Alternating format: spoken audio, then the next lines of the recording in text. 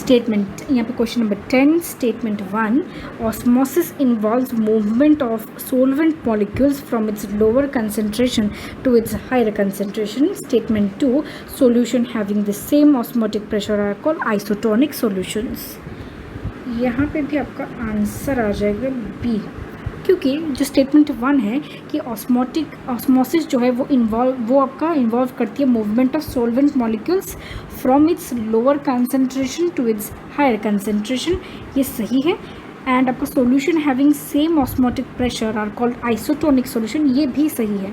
But statement 2 जो है वो करेक्ट एक्सप्लेनेशन नहीं है आपका स्टेटमेंट नंबर 1 के लिए, क्योंकि स्टेटमेंट नंबर 1 में कहा गया कि मूवमेंट ऑफ सोलवेंट मॉलिक्यूल्स होती है from its lower concentration to its higher concentration. Solvent का जो आप करेंगे lower concentration to higher concentration, solvent का जहाँ हायर कंसंट्रेशन होता है मतलब ये एक डाइल्यूट है ज़्यादा एंड ये आपका एक कंसनट्रेटेड सॉल्यूशन है. तो क्या हो जाता है, ये डाइल्यूट सॉल्यूशन में क्या होता है, आपका वेंट ऑफ फैक्टर जो नंबर ऑफ़ आयंस जो है वो ज़्यादा होगी.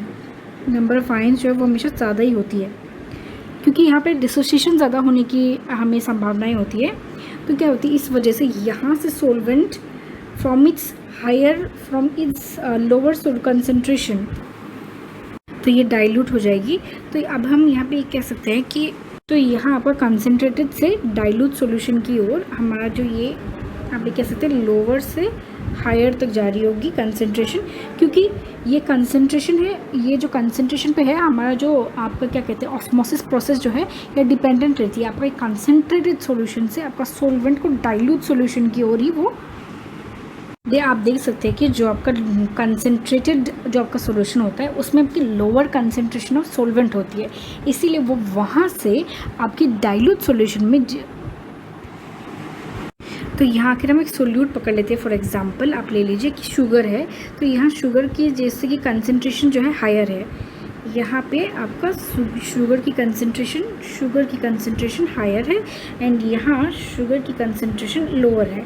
तो आपकी ऑस्मोसिस जो है यहाँ से वहाँ तक हो जाती है, दैट इज़ आपकी वाटर जो है water molecule is lower concentration of जहाँ पे शुगर है वहाँ से जहाँ तक हायर कंसंट्रेशन ऑफ शुगर है वहाँ तक जा रही है, ताकि ये सॉल्यूशन जो है आपका डाइल्यूट हो जाए एंड ये आपका जो था ये कंसंट्रेटेड हो जाए थोड़ा बहुत. इससे आपकी क्या हो जाएगी, ये एक इक्वलाइजेशन इससे आपका एस्टेब्लिश कर पाती है. अब मैं फिर से आपको एक बार दिखा देती हूँ. ये आप सोलवेंट के लिए ले लीजिए, आप 2 ले लीजिए. एक कंपार्टमेंट में आप देख लीजिए शुगर की कंसंट्रेशन जो है हमसे दिखा देते हैं, शुगर आपका इतना है एंड एक में बस इतना है शुगर की कंसंट्रेशन एंड बाकी आप ले लीजिए यहाँ सारे के सारे वाटर मॉलिक्यूल्स है इस तरह. तो क्या हो जाएगा, वाटर का इन्फ्लक्स जो होगा वो यहाँ से यहाँ तक जाएगी ताकि आपका ये दोनों बैलेंस हो सके. तो ये सेमी परमेबल मेम्ब्रेन के थ्रू आपका सोलवेंट जो है एक आपका लोअर कंसंट्रेशन, यहाँ लोअर जो कंसंट्रेशन मीन कर रही है लोअर कंसंट्रेशन टू एक हायर कंसंट्रेशन जा रही होती है. तो ये आपका हो गया ऑस्मोसिस